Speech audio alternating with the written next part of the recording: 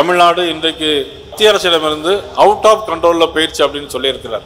என்னை பொறுத்த மட்டிலும் உங்களுடைய உழைப்பும் நம்மளுடைய உழைப்பும் சேர்ந்து 2026 திமுக தமிழ்நாட்டிலிருந்து அவுட் ஆஃப் கண்ட்ரோலாக போக வேண்டும் என்பதுதான் என்னுடைய எண்ணமும் செயலுமாக இருக்கும்.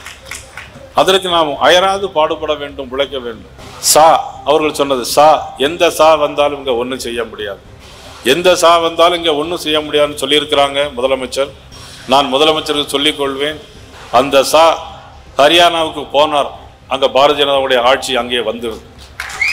அந்த சா ஹரியானாவுக்கு போனார், அங்கே பாரதிய ஜனதா கட்சியினுடைய ஆட்சி வந்தது.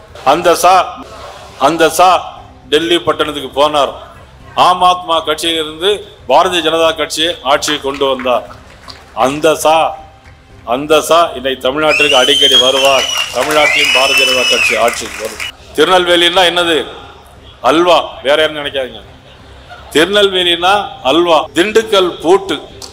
ஆனால் 2026 இந்த ஆட்சிக்கு போட வேண்டும், நாம் எல்லோரும் சேர்ந்து பூட்டு. கூட்டணியை பற்றி பொறுத்த மட்டிலும் அண்ணன் ஏற்கனவே சொல்லிட்டாங்க, இரட்டை இலை, தாமரை, உறுதியான கூட்டணி, இது இறுதியான கூட்டணி. அதில் யார் யார் எவ்வளவு பங்கெடுப்புங்கிறது பிரச்சனை எல்லாம் நமக்கு தேவையில்லை, எனக்கும் தேவையில்லை, நமக்கும் தேவையில்லை. ஏன்னு சொன்னால் நிறைய பேர் ஃபேஸ்புக்லேயும் ட்விட்டர்லையும் எதுவும் போடுறீங்க. இனிமேல் தயவு செய்து அந்த மாதிரி பிரச்சனைகள் எதுவும் வந்துடக்கூடாது. இப்போ நமக்கு இருக்கக்கூடிய இலக்கெல்லாம் என்னென்னா, திராவிட முன்னேற்ற கழகத்தை ஆட்சியிலிருந்து அப்புறப்படுத்த வேண்டும். அது வேண்டுமா வேண்டாமா? அதுதானே முக்கியமே தவிர யார் எப்படிங்கிறதெல்லாம் நம்ம தயவு செய்து ஏன்னா அதில் பேசக்கூடாது. அதை உள்துறை அமைச்சர் அவர்களும் அண்ணன் இபிஎஸ் அவர்களும் பார்த்து கொள்ளுவார்கள். தேசிய ஜனநாயக கூட்டணியில் யார் யாரெல்லாம் இருக்கிறார்கள் என்பதை அவர்கள் முடிவு பண்ணி கொள்வார்கள். நமக்கு அந்த தேவை இல்லை. நமது ரங்கராஜ் பாண்டே அவர்களோட பேட்டியில் கேட்டாங்க, அப்போ நீங்கள் தானே மாநில தலைவர், உங்களுக்கு அந்த அதிகாரம் கூட இல்லைன்னு கேட்டாங்க. என்னுடைய அதிகாரம் எல்லாம் இப்போ போலீஸ் வந்து உங்களை தொந்தரவு பண்ணான்னா அதை பாதுகாக்க வேண்டியது என்னுடைய அதிகாரம். பாரதிய ஜனதா கட்சிக்கு ஒரு தொண்டனுக்கு ஒரு சிக்கல் ஏற்படுதுன்னு சொன்னால் அந்த இடத்தில் நயினார் நாகேந்திரன் உடனடியாக வந்து நிற்கணும். அதுதானே தவிர எனக்கு மேலே ஒரு தலைமை இருக்கிறது, அதுதான் அவர்கள் தான் முடிவு சொல்லலாம்னு சொல்லி ரங்கராஜ் பாண்டே அவர்கள்ட்ட நான் பேசினேன்.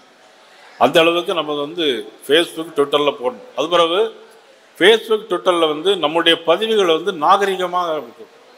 ஏன் நாகரிகமாக இருக்கணும் அப்படின்னா, நம்முடைய கட்சி அப்படிப்பட்ட கட்சி, ஒழுக்கமான கட்சி, கட்டுப்பாடான கட்சி, தேச நலன் சார்ந்த கட்சி, தேசபக்தி மிகுந்த கட்சி. நாம் இந்த கட்சியில் இருக்கக்கூடியவன் ஒரு பதிவு போட்டால் நியாயமானதுன்னு சொல்லி பப்ளிக் நம்மளை வந்து நினைக்கணும், மதிக்கணும். அந்த அளவுக்கு நம்முடைய பதிவுகள் இருக்க வேண்டும் என்று நான் அன்போடு நான் கேட்டுக்கொள்வதோடு, அது பிறகு நிறைய பேர் பேசினாங்க. முத்துராமலிங்க கூட பேசினார், தென்னாட்டு சிங்கமே அப்படின்னார். நம்ம சிங்கமும் இல்லை, புலியும் இல்லை, கரடியும் இல்லை. நான் என்னை பொறுத்த மட்டும் நான் ஒரு தலைமை தொண்டனாகத்தான் நினைக்கிறேனே தவிர நான் தலைவராக நான் நிச்சயமாக நான் நினைக்கவில்லை. நமக்கு இருக்கிற தலைவரெல்லாம் மோடிஜி தான்.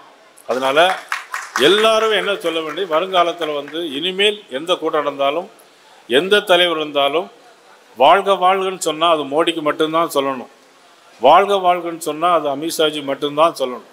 தமிழகத்தில் உள்ள தலைவர்கள் நம்ம நான் உட்பட யார் வந்தாலும் சரி, நீங்கள் அண்ணன் கெஜ்ராஜாவோ பேராசிரியர் வரும்போது வேணால் சொல்லுங்கள், எனக்கு வந்து பிரச்சனை இல்லை. ஆனால் எங்களை பொறுத்தவரையில் வந்து என்னை பொறுத்த மட்டிலும் தயவுசெய்து நயினார் நாகேந்திரன் என்ற உங்கள் சகோதரன், உங்களில் ஒருவன் பாரதிய ஜனதா கட்சியுடைய தலைமை தொண்டன்.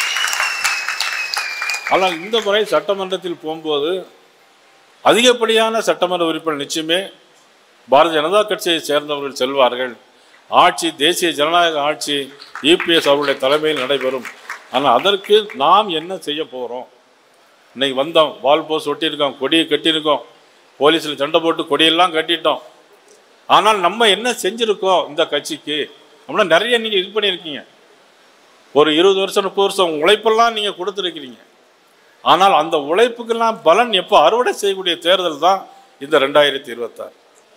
20 வருஷம் 30 வருஷம் வெறும் காவி துண்டை போட்டுக்கிட்டு தான் ஒரு கவுன்சிலர் ஆகணும் உங்களுக்கு ஆசை கிடையாது, எம்எல்ஏ ஆகணும் ஆசை இல்லை. எனக்கு தெரிஞ்சு நிறைய பேரை பார்க்குறேன், எம்பி ஆகணும் நிறைய பேரை பார்க்குறேன். ஆனால் திருமலசாமி அண்ணா இன்னும் வயசில் எவ்வளோ தூரம் அலைஞ்சிட்டு இருக்கிறாங்க. எந்த எதிர்பார்ப்பு இல்லை. அவர் நாளைக்கு எம்எல்ஏ எம்பி ஆக போறதில்லை. ஆனாலும் இந்த கட்சிக்காக, இந்த தேசத்திற்காக, இந்த தமிழக நலன் மட்டுமல்ல, தேசம் முழுவதும் இருக்கிற நலனுக்காக, தமிழகம் எங்கும் மட்டுமல்ல, நமது ஆன்மீக நாடு, ஆன்மீக பூமி இந்தியா, இங்கே வேதங்கள் முழங்க வேண்டும். வேதங்கள் முழங்கினால்தான் நாடு நன்றாக இருக்கும். நாட்டிலே மிகப்பெரிய மழையும் பெய்யும் செழிப்பும் ஓங்கும் என்றால் வேதங்கள் முழங்க வேண்டும். இந்த தேச நலன் காக்கப்பட வேண்டும் சொன்னால் நாம் அனைவரும் நாம் என்ன செஞ்சிருக்கோம்? இந்த பூத்தில் மண்டலத்தில் வந்திருக்கிறீங்க, பூத் பொறுப்பாளர் நிறைய பேர் வந்திருக்கீங்க. நிறைய செலவு பண்ணி 1000 ரூபா கொடுத்து மாலை போடுறீங்க, 2000 கொடுத்து மாலை போடுறீங்க. ஆனால் நமது பத்திரிகை, ஒரே நாடு பத்திரிகைக்கு யாராவது நமக்கு வளர்ச்சி நிதி கொடுத்துருக்கோமான்னு சொன்னால் இப்போ தான் ஆரம்பிச்சிருக்காங்க. நேற்று கோயம்புத்தூரில் 2 லட்ச ரூபா கொடுத்தாங்க, அந்த 7 மாவட்டமும் சேர்ந்து. செங்கல்பட்டில் பார்த்தீங்கன்னா மிகப்பெரிய வரவேற்பு கொடுத்து அங்கே 1.5 லட்ச ரூபா நிதி பிரித்து கொடுத்தாங்க. குறைவான தொகையாக இருந்தால் கூட, அது எண்ணிக்கை குறைவாக இருந்தோட அந்த எண்ணம் ரொம்ப பெருசு. ஆக ஒரே நாடுங்கிறது நமது பத்திரிகை நிறைய தெரியணும். எல்லார் வீடுகள்லேயும் ஒரே நாடு பத்திரிகை நமக்கு வரணும். அதில் செய்திகள், தலைவருடைய செய்திகள், கட்டுரைகள் நிறைய வருது. அதையெல்லாம் நம்ம நிச்சயமாக பயன்படுத்த வேண்டும் என்பதை நான் இந்த நேரத்தில் நான் கேட்டுக்கொண்டு, தமிழக அரசுக்கு, முதலமைச்சருக்கு நான் இந்த கூட்டத்தின் வாயிலாக சொல்லக்கூடிய செய்தி, அவர் நேற்றைய தினம் பேசியிருக்கிறார். ஆனால் ராஜாண்ணன் பாணியில் அவர் நிறைய கருத்துக்களை சொன்னார். நான் அந்த மாதிரி நான் சொல்ல முடியாது. அவர் சொன்னது, முதலமைச்சர் சொன்னது, தமிழ்நாடு இன்றைக்கு மத்திய அரசிடமிருந்து அவுட் ஆஃப் கண்ட்ரோலில் போயிடுச்சு அப்படின்னு சொல்லியிருக்கிறார். என்னை பொறுத்த மட்டிலும் உங்களுடைய உழைப்பும் நம்மளுடைய உழைப்பும் சேர்ந்து 2026 திமுக தமிழ்நாட்டிலிருந்து அவுட் ஆஃப் கண்ட்ரோலாக போக வேண்டும் என்பதுதான் என்னுடைய எண்ணமும் செயலுமாக இருக்கு. அதற்கு நாம் அயராது பாடுபட வேண்டும், உழைக்க வேண்டும்.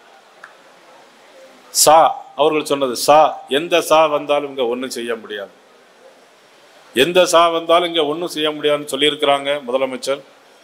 நான் முதலமைச்சருக்கு சொல்லிக் கொள்வேன், அந்த ஹரியானாவுக்கு போனார், அங்க பாரதிய ஜனதாவுடைய ஆட்சி அங்கே வந்தது.